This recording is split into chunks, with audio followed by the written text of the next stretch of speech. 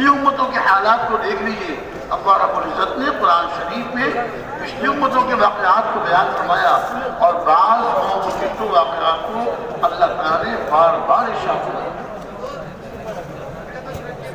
بعض انبیاء علیہم السلام کے واقعات کو اللہ تعالیٰ نے بار بار ارشاد فرمایا، اس امت کی عبرت کے لیے، اس امت کو سمجھانے کے لیے کہ دیکھیے جس طرح ہم نے پہلے گزر جانے والی امتوں کو، ہم نے جو دین پر چلنے والے، اللہ کے حقوق کو پورا کرنے والے، اپنے وقت کے نبی کے طریقوں پر چلنے والے، ہم نے انہیں کامیاب کیا، چاہے وہ تعداد میں تھوڑے تھے، چاہے ان کے پاس ساز و سامان کم تھا، جی، لیکن آخرکار کامیاب ہوئے۔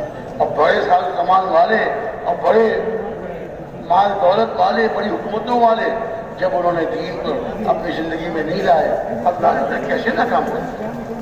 اللہ تعالیٰ نے انہیں کیسے ناکام کیا؟ آخرکار ناکام ہوا۔ قارون کے بارے میں ہم سب جانتے ہیں، قارون بہت زیادہ مال والا، اللہ تعالیٰ نے قرآن شریف میں ارشاد فرمایا اس کے خزانوں کی چابیاں وَإِنَّ مَفَاتِحَهُ لَتَنُوءُ بِالْعُصْبَةِ أُولِي الْقُوَّةِ، اس کے خزانوں کی چابیاں ایک مضبوط طاقت والی جماعت اٹھانے سے عاجز آئے تھے۔ اتنی چابیاں تھیں، وہ تالے کتنے ہوں گے، وہ خزانے کتنے ہوں گے؟ جی، دنیا کا مالدار ترین انسان تھا، لیکن اللہ کے نبی حضرت موسیٰ علیہ السلام کی بات کو قبول نہیں کر رہے۔ حضرت موسیٰ علیہ السلام شاک ماتے تھے کہ دیکھو یہ سارے خزانے اور یہ سارے مال و دولت اللہ نے تم کو دیا ہے، اس میں اللہ کے حکم کو پورا کرو، اس مال میں جو اللہ نے حکم دیے ہیں زکوٰۃ نکالو اور اللہ کے نام پر مال کو خرچ کرو۔ وہ کہتا تھا کہ یہ مال تو میں نے اپنے تجربے سے، اپنی قوت سے کمایا ہے۔ اللہ کے نبی کی بات نہیں مانتا، اللہ کے نبی سمجھاتے رہے، آخر شیطان نے اس کے کان میں پھونک ماری اور اس کو بتایا کہ میں تو مال کے بلبوتے میں سب کچھ کر سکتا ہوں، مال کے زور پہ سب کچھ کر سکتا ہوں۔ اور اس نے حضرت موسیٰ علیہ السلام کو ذلیل کرنے کے لیے اور ان کو بدنام کرنے کے لیے اس نے ایک اسکیم اور ایک سازش کی، ایک عورت کو بہکایا اور اس کو مال دیا بہت سارا، اور اس سے کہا کہ جب اللہ کے نبی اپنی قوم میں وہاں فرمائیں اور برے کام کی سزا بیان کریں تو تو کھڑی ہو جانا اور تو ان سے کہنا اے موسیٰ علیہ السلام اگر آپ یہ برا کام کریں تو ظاہر ہے وہ یہ مانیں گے کہ بھائی اللہ کا حکم، اللہ کا قانون سب کے لیے ایک ہے، پھر تو ان پر الزام اور تہمت لگا دی۔ اگر تو نے یہ تہمت لگا دی تو اس کے بعد میں تجھ کو اور اتنا مال دوں، شروع میں مال دیا بہت زیادہ اور بعد میں اور زیادہ مال۔ دماغ میں شیطان نے کیا پھونک دیا، تو بڑے مال کا مالک ہے اور مال کے زور پہ تو سب کچھ کر سکتا۔ حضرت موسیٰ علیہ السلام اپنی قوم میں وہاں سرمارے ہیں، اور بہت کھڑی ہوئی، اے موسیٰ یہ جو آپ گناہ کی سزا بیان کر رہے ہیں یہ سزا سب کے لیے ہے کہ اللہ کا حکم ہے اور اللہ کے حکم کے آگے سب کو حکم ماننا ہے، اللہ کا قانون ہے۔ اگر آپ سے گناہ ہو جائے علیہ باللہ فرمایا کہ سب کے لیے ایک حکم ہے، اس نے تہمت لگا دی، آپ پر تہمت لگا۔ حضرت موسیٰ علیہ السلام تو یہ سن کے حیران رہ گئے، یہ کیا کہہ رہی ہے، یہ کیا بک رہی ہے؟ اللہ کے نبی نے اس سے فرمایا کہ سچ سچ کہہ کیا بات ہے، سچ سچ کہہ کیا بات ہے۔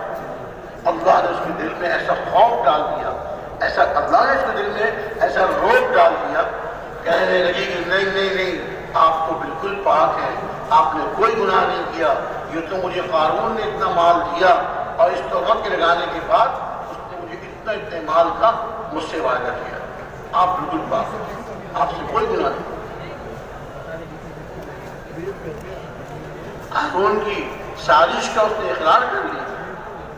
اب حضرت موسیٰ علیہ السلام اللہ کے سامنے سجدے میں پڑ گئے اور عرض کیا کہ اے اللہ قارون نے حد کر دیا، اب اب تو اپنی پکڑ اس پہ نازل فرما دیجیے، اس کو پکڑ لیجیے۔ اللہ عز و جل نے فرمایا آپ سر اٹھائیے، سجدے سے سر اٹھائیے اور زمین کو حکم دیجیے، جو آپ حکم دیں گے زمین آپ کا حکم مانے گی۔ اللہ نے زمین کو ان کے حکم کے تابع کر دیا۔ حضرت موسیٰ علیہ السلام اٹھے اور زمین سے کہا اے زمین پکڑ اس قارون، پکڑ اس قارون۔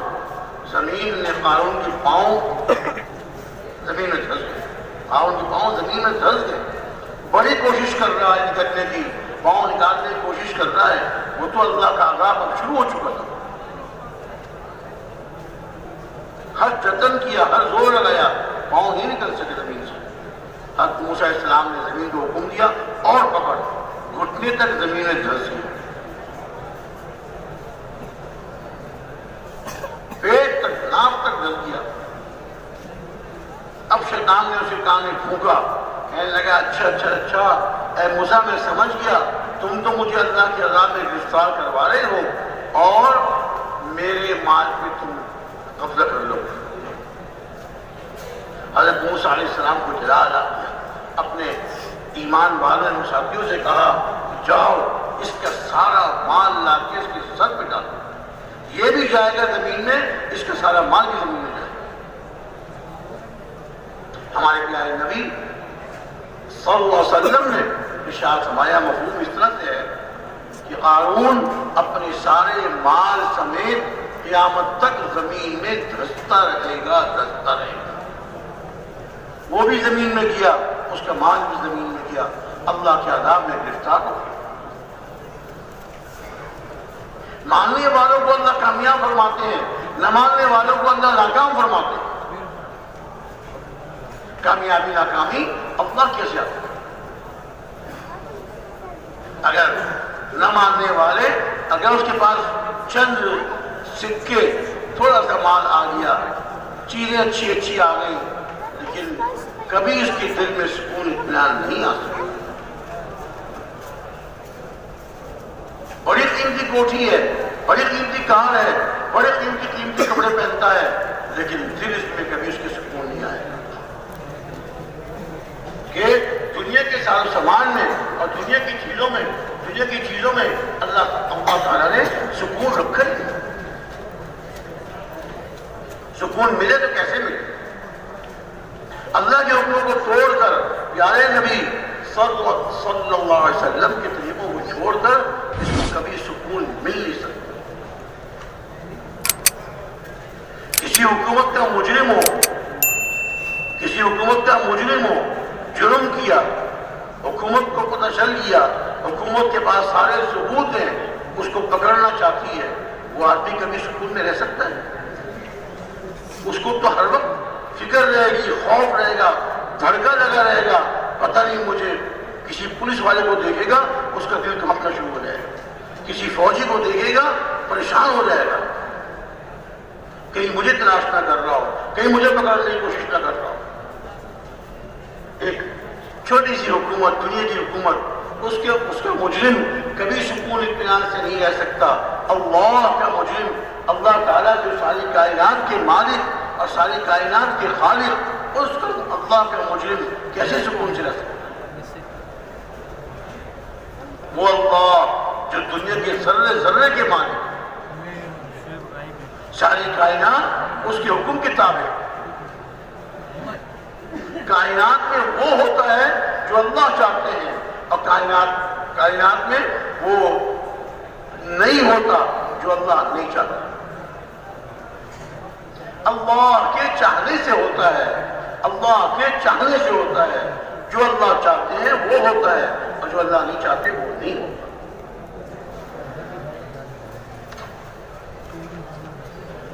ہمارے پیارے نبی صلی اللہ علیہ وسلم ایک مرتبہ سواری پر تشریف لے جا رہے تھے، آپ کی چچا کے بیٹے حضرت عبداللہ ابن عباس رضی اللہ تعالیٰ عنہ آپ کے ساتھ سواری میں سوار تھے۔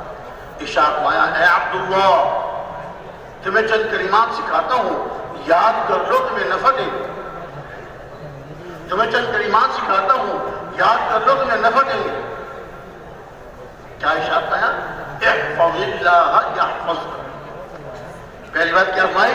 تم اللہ کی حفاظت کرو، اللہ کی حفاظت کرو۔ اللہ تعالیٰ حفاظت کے محتاج نہیں ہے، اللہ احتیاط سے پاک ہے۔ اللہ کی حفاظت کرو یعنی اللہ کے دین کی حفاظت کرو، اللہ کے اوامر کی حفاظت کرو، اللہ تعالیٰ تمہاری حفاظت کرو۔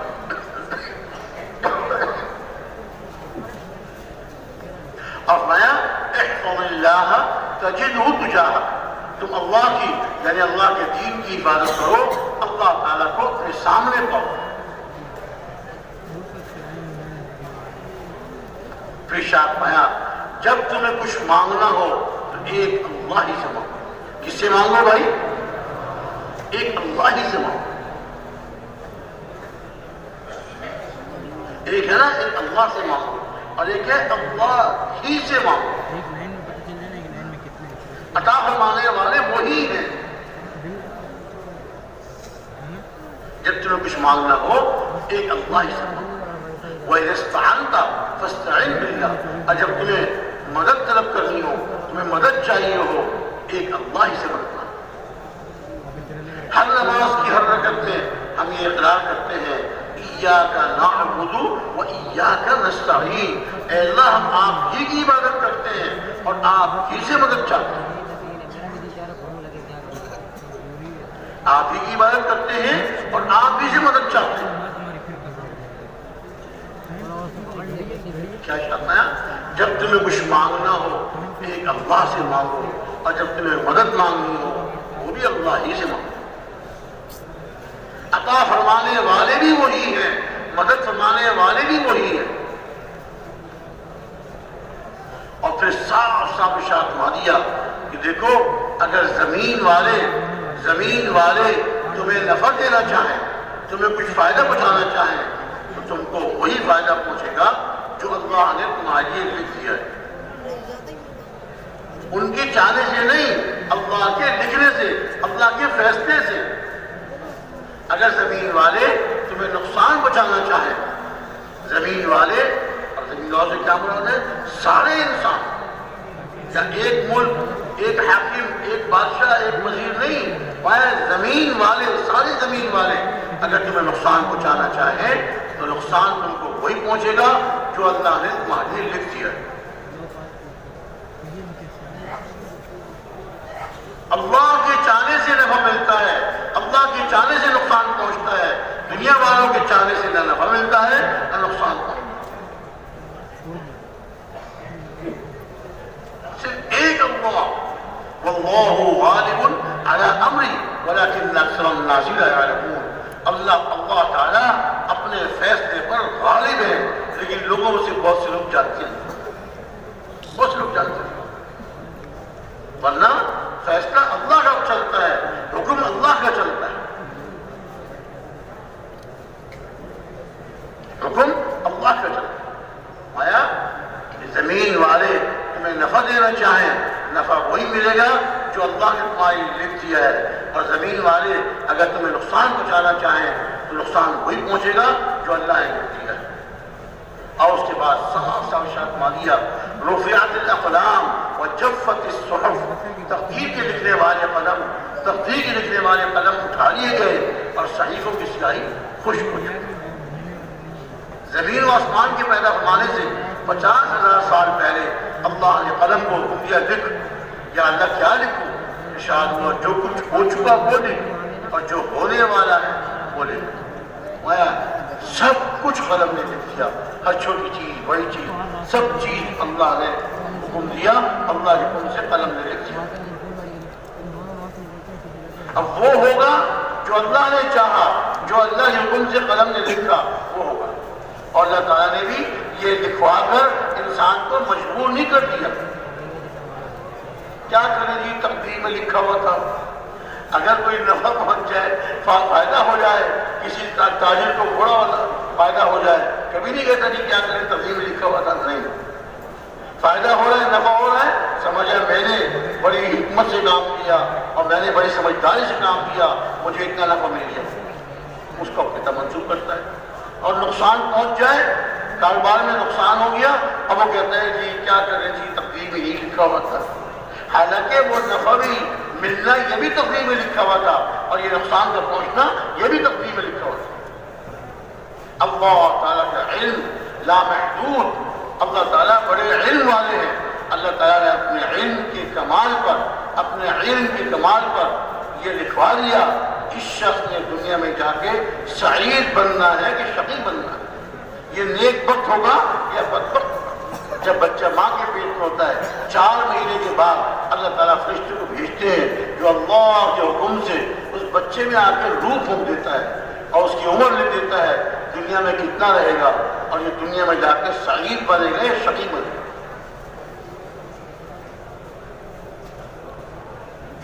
لیکن یہ اللہ کے لکھنے کی وجہ سے مجبور نہیں ہوا، اللہ نے اس کو اختیار دیا ہے، نیک عمل کرے یا برے عمل کرے، اللہ کو راضی کرنے والے اعمال میں لگے یا اللہ کو ناراض کرنے والے اعمال۔ پرانے وقتوں کے واقعہ سناتے ہیں ہمارے بڑے، ایک بادشاہ تھا، اس کے پاس ایک نجومی تھا، وہ اپنے فن کا بڑا ماہر تھا، اور بادشاہ جب بھی کوئی کام کرنا، جب کہیں سفر پہ جانا، کوئی بڑا کام کرنا، نجومی کو بلاتے اور اسے کہتے کہ آپ حساب لگائیے، بتائیے کہ مجھے اس سفر میں کامیابی ہوگی یا ناکامی ہوگی۔ وہ اپنی لکیریں کھینچ کے حساب کتاب، نہیں بادشاہ سلامت، اس سفر میں آپ کو کامیابی کہیں نظر نہیں آ رہی، آپ مت کیجیے سفر۔ بادشاہ فوراً اپنے کہتا نہیں کر دیتے، اور جب وہ کہتے ہیں کہ بادشاہ سلامت اس سفر میں آپ کو بہت بڑی کامیابی ملے گی، آپ ضرور جائیں، بادشاہ فوراً۔ وزیر وزراء بہت جلتے تھے اس سے کہ یہ کیا، اسے کیا پتا، ایسی الٹی سیدھی لکیریں کھینچ کر کہتا ہے بادشاہ سلامت آپ سفر کیجیے، آپ سفر نہ کیجیے، اسے کیا پتا، اس کو بادشاہ کی نگاہ سے گرانا چاہیے۔ اب انہوں نے ایک سازش کی، بادشاہ کے پاس گیا، بادشاہ سلامت آپ نے نجومی پر اتنا بھروسہ کیا، اتنا اعتماد کیا، اسے کیا پتا، پھر کیا چاہتے ہو آپ؟ بادشاہ سلامت اس کا امتحان لیجیے، اس کا امتحان لیجیے۔ کیا امتحان لوں؟ بادشاہ سلامت آپ نجومی کو بلائیے اور اپنے محل سے باہر کھڑے ہو جائیے۔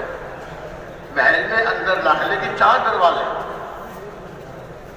محل میں داخلے کے 4 دروازے، آپ نجومی سے کہیے اپنا حساب کتاب لگا کے بتاؤ کہ ماں بدولت آج محل میں کون سے دروازے سے داخل ہوں۔ وزیروں نے بادشاہ سے کہا بادشاہ سلامت 4 ہی دروازے ہیں، تو نجومی تو حساب کتاب لگا کے کسی نہ کسی دروازے کا لکھے گا، بتائے گا۔ آپ یہ طے کر لیجئے کہ آپ نے آج ان 4 دروازوں میں سے کسی دروازے سے داخل نہیں ہونا آپ نے، بلکہ آپ سیڑھی لگوا کے محل کی چھت پہ چڑھیں گے اور محل کی چھت توڑوا کر وہاں سے سیڑھی آپ کے اندر داخل ہوں گے۔ یہ طے کر لیجیے آپ۔ اب اس سے کہیے حساب لگا، یہ امتحان لیجیے اس کا، آج پتہ چل جائے گا آپ کو کتنا آپ کو دھوکہ دیتا ہے۔ بادشاہ ٹھیک ہے، نجومی کو بلایا کہ نجومی صاحب ہم آپ کا امتحان لینا چاہتے ہیں، غلام حاضر ہے، جو ان کے الفاظ ہوتے تھے غلام حاضر ہے۔ تو بادشاہ نے کہا کہ لکھیے آپ حساب کتاب لگا کے بتائیے ماں بدولت آج محل میں کون سے دروازے سے داخل ہوئے، ابھی لیجیے۔ نجومی نے اپنا حساب کتاب لگایا، سب کچھ کیا، اور اس کے بعد اس نے کہا کہ بادشاہ سلامت میں بتا تو دوں گا آپ کو کہ آپ کون سے دروازے سے داخل ہوں گے، لیکن میری ایک شرط یہ ہے کہ میں آپ کو زبانی نہیں بتاؤں گا۔ اس وجہ سے میں کہوں گا مشرقی دروازے سے داخل ہوں گے، آپ داخل ہیں مغربی دروازے سے، میں کہوں گا مغربی دروازے سے، آپ اپنے زیادہ مغربی سے آپ کا تھا، آپ زیادہ بدل کے مشرق سے۔ کیا شرط ہے؟ شرط یہ ہے کہ میں آپ کو زبانی نہیں بتاؤں گا، میں کاغذ پہ آپ کو لکھ آپ اندر جا کے بولیے آپ۔ بادشاہ یہ تو کوئی بات نہیں ہے، یہ تو ایسی بڑی بات نہیں ہے، کوئی ایسی سخت شرط نہیں ہے، ٹھیک ہے مجھے منظور ہے۔ نجومی نے اپنے ایک دفعہ اور حساب کتاب سب حساب کتاب لگا کر پرچے اس نے لکھ دیا، پرچے میں لکھ دیا کہ بادشاہ کون سے دروازے سے داخل ہوں، پرچہ طے کر کے بادشاہ کو دے دیا۔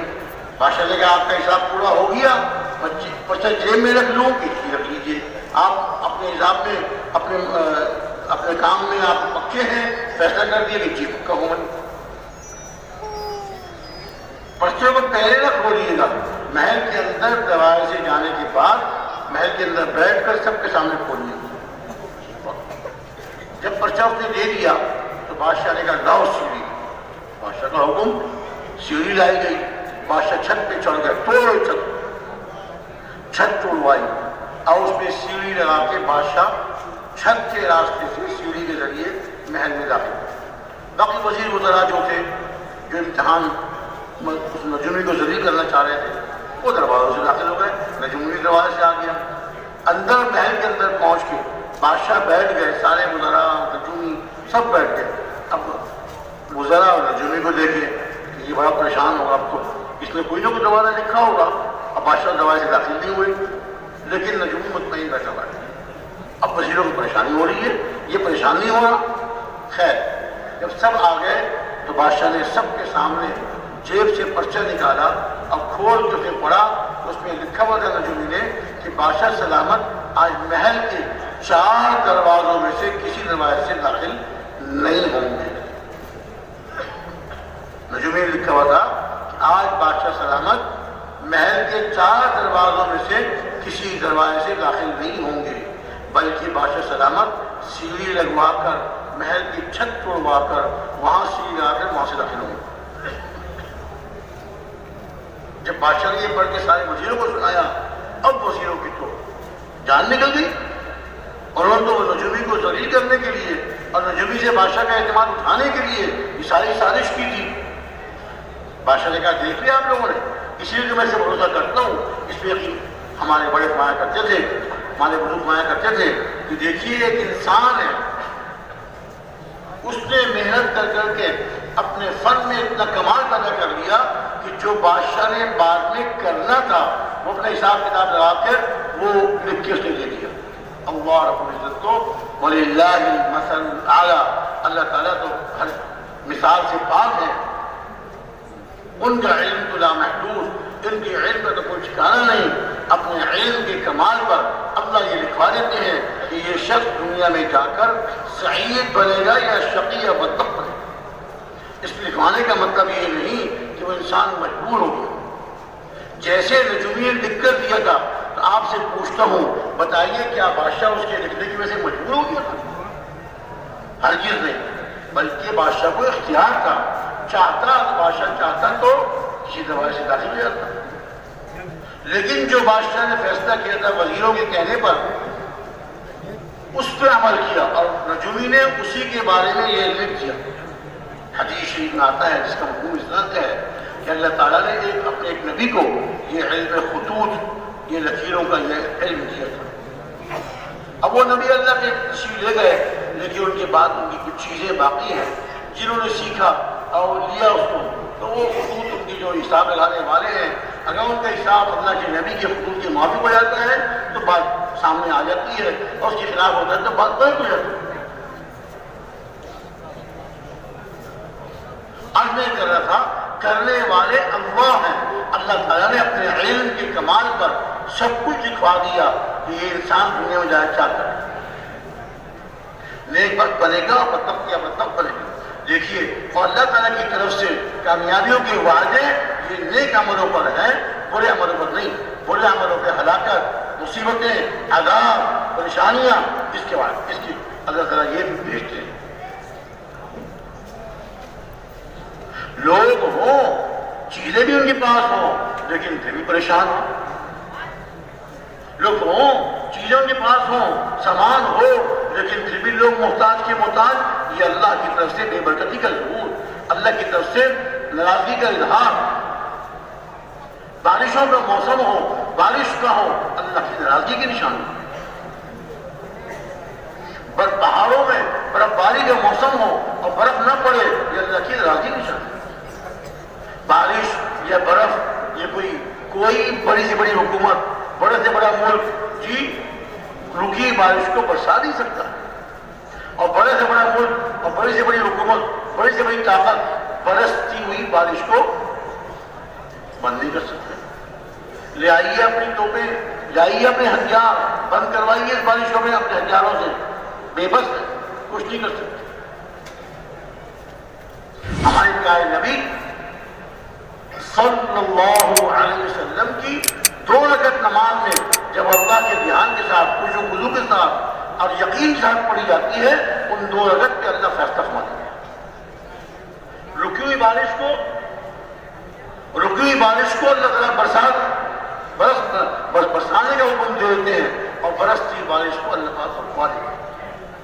ہمارے پیارے نبی صلی اللہ علیہ وسلم جمعے کی نماز کے لیے مسجد نبوی میں تشریف لائے، منبر پہ تشریف فرما ہوئے، ایک صحابی کھڑے ہوئے، یا رسول اللہ مویشی مر رہے ہیں، ہم پیاسے ہیں۔ مفہوم اس طرح سے آپ نے فرمایا تم کیا چاہتے ہو، میں اللہ سے دعا کروں کہ اللہ بارش بھیج دے؟ جی یا رسول اللہ دعا فرما دیجیے۔ حضور نے وہی جمعے کے دن منبر پہ بیٹھے بیٹھے ہاتھ اٹھائے، اللہم اغثنا اللہم اغثنا، اے اللہم اغثنا، اے اللہ ہم نے بارش برسا۔ بس دعا ہوتی ہے جمعے کے وقت، خطبے کے وقت کی دعا، منبر شریف میں تشریف فرما ہے، اے اللہ بارش برسا، آپ کو بارش عطا فرما۔ حضور کی دعا۔ ابھی نماز ختم ہو گئی، لوگ اپنے گھروں کو نہیں پہنچے تھے کہ بارش چاروں طرف سے بادل آئے اور بارش برسنی شروع ہو گئی، بارش برسنی شروع ہوئی۔ اب نماز پڑھ کے فارغ ہوئے، اب صحابہ بارش سے بچتے ہوئے کبھی اس دکان کے چھت کے نیچے، کبھی ادھر اس کے نیچے بارش سے بچتے ہوئے حضور مسکرائے، یہ تو بارش مانگ رہے تھے، اب بارش آ گئی تو اس سے بچ گئے۔ ایک ہفتے تک دن رات بارش ہوئی، ایک ہفتے تک۔ سرکار کی دعا تھی، سرکار کی دعا تھی، جمعے کے دن، جمعے کے وقت کی دعا تھی، ایسے قبول ایسے قبول، ایک ہفتے تک بارش ہی بارش۔ اگلے جمعے کو تشریف لائے سرکار، منبر پہ تشریف فرما ہوئے، منبر پہ تشریف فرما ہوئے، ایک صحابی کھڑے ہوئے۔ راوی مانتے ہیں کہ میں نہیں سمجھ سکا کہ وہی صحابی جو پچھلے جمعے میں کھڑے ہوئے تھے بارش کی دعا کرانے کے لیے وہی صحابی تھے یا کوئی دوسرے تھے۔ 12 صحابی کھڑے ہوئے، یا رسول اللہ گھر گر گئے، تحطمت البیوت، گھر گر گئے، مویشی ڈوب گئے۔ ارشاد فرمایا تم کیا چاہتے ہو، میں اللہ سے دعا کروں، میں اللہ سے دعا کروں کہ اللہ تعالیٰ بارش کو روک دے؟ یا رسول اللہ اب تو بہت ہو گئی، کچے گھر ہوتے تھے اس زمانے میں، ایک ہفتے تک کچے گھروں بارش برسے گی تو آپ نہیں بیٹھے بیٹھے اللہم حوالینا ولا علینا، اللہم حوالینا ولا علینا، اے اللہ ہمارے ارد گرد برسا، ہم پہ نہ برسا، وادیوں میں، پہاڑوں میں جہاں بارش کی ضرورت ہو وہاں برسا، ہم سے اس بارش کو ہٹا دے۔ راوی مانتے ہیں کہ میں نے خود دیکھا آپ نے اپنے ہاتھوں سے اشارہ فرمایا کہ ہم سے اس بارش کو ہٹا دے۔ جو ہی آپ نے ہاتھوں سے اشارہ کیا، مدینہ منورہ کے اوپر سے بادل چھٹ گئے، بیچ میں پیالے کی طرح اور روایت کہتے ہیں تاج کی طرح مدینہ منورہ خالی ہو گیا اور چاروں طرف بادل ہی بادل تھے۔ حضور کی دعا، ایک ہفتہ پہلے کی دعا بارش کے لیے، ایک ہفتے کے بعد دعا بارش روکنے کے لیے۔ آس پاس کے رہنے والے وادیوں میں، پہاڑوں میں رہنے والے آگے بتایا 1 مہینے تک بارش ہوتی ہے۔ حضور کے عمل میں وہ طاقت، دنیا کی کسی حکومت پر وہ طاقت نہیں، حضور دنیا کے کسی ملک کے پاس وہ طاقت نہیں، ان کے ہتھیاروں کے پاس وہ طاقت نہیں جو اللہ کے نبی کے عمل میں طاقت ہے۔ ایک دعا سے بارش آ گئی اور ایک دعا سے بارش رک گئی۔ حضرت علا حضرمی رضی اللہ عنہ ایک صحابی ہیں، اپنے لشکر کو جا رہے ہیں اور لشکر کو لے کے جا رہے ہیں، بحرین کی طرف تشکیل ہوئی، راستے میں پانی ختم ہو گیا، جانور پیاسے، لوگ پیاسے، پینے کے لیے پانی نہیں ہے، وضو کے لیے پانی نہیں ہے۔ امیر صاحب کے پاس آئے، امیر صاحب پانی ختم ہو گیا۔ اچھا بات اچھا، فوراً کھڑے ہوئے، 2 رکعت نماز پڑھی اور دعا مانگی۔ نماز پڑھتے دعا مانگنے کی دیر تھی، چاروں طرف سے بادل امڑ آئے اور بارش برسنی شروع ہوئی۔ لشکر نے خود بھی پانی پیا، اپنے جانوروں کو خوب اچھی طرح پانی سے سیراب کیا، اور اس کے بعد جو اپنے پانی جمع کرنے اور سفر میں جو مشکیزیں وغیرہ، پانی رکھنے کے جو مشکیزیں وغیرہ تھے وہ سب پانی سے بھر دیے۔ جب ضرورت پوری ہو گئی بارش بند ہو گئی۔ حضرت ابو ہریرہ رضی اللہ عنہ ارشاد فرماتے ہیں کہ اس سفر میں حضرت اعلیٰ حضرت کی عمارت میں میں نے اللہ کی 3 مددیں دیکھی اور میں فیصلہ نہیں کر پایا کون سی مدد زیادہ اچھی۔ آگے چلے، جب بحرین کے سمندر پر پہنچے تو دشمن کو اس کی جاسوسوں نے اطلاع کر دی تھی کہ مسلمان اس طرف آ رہے ہیں بحرین کی طرف۔ ساری کشتیاں سمندر کے اس کنارے سے دوسرے کنارے پر لے گئے۔ اب یہ پہنچتے ہیں، لشکر پہنچتا ہے، کوئی کشتی نہیں ہے، کوئی ظاہری سبب سمندر کو پار کرنے کا نہیں ہے۔ سمندر پار کرنا ہے، بحرین جانا ہے، وہاں جا کے دعوت دینی ہے، اللہ کی طرف بلانا ہے، لوگوں کو اللہ کی طرف بلانا ہے، اللہ والا بلانا ہے، ان کو اللہ سے جوڑنا ہے۔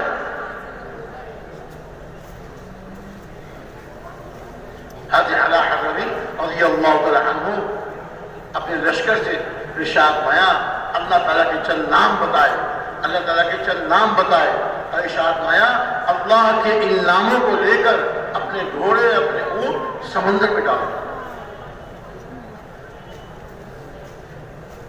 ایسی وہ حکم دینے والے، ایسی وہ حکم ماننے والے۔ کسی ایک صحابی نے کہا کہ صاحب کیا حکم ہے، کئی اونٹ گھوڑے سمندر میں چڑھا کرتے ہیں؟ نہیں، جیسے ان کو یقین تھا کہ اللہ کی مدد ہمارے ساتھ ہے، ایسے ان کو یقین تھا کہ یقیناً اللہ کی مدد ہمارے ساتھ ہے۔ جب اللہ کے دین کے لیے ہم نکلے ہیں، اللہ کے دین کو زندہ کرنے کے لیے اور دین کی محنت کو دنیا میں عام کرنے کے لیے ہم نکلے ہیں، اللہ کی مدد ہمارے ساتھ ہے۔ یا ایھا الذین آمنوا ان تنصروا اللہ ینصرکم ویثبت اقدامکم، اے ایمان والو اگر تم اللہ کی یعنی اللہ کے دین کی مدد کرو گے، اللہ تعالیٰ تمہاری مدد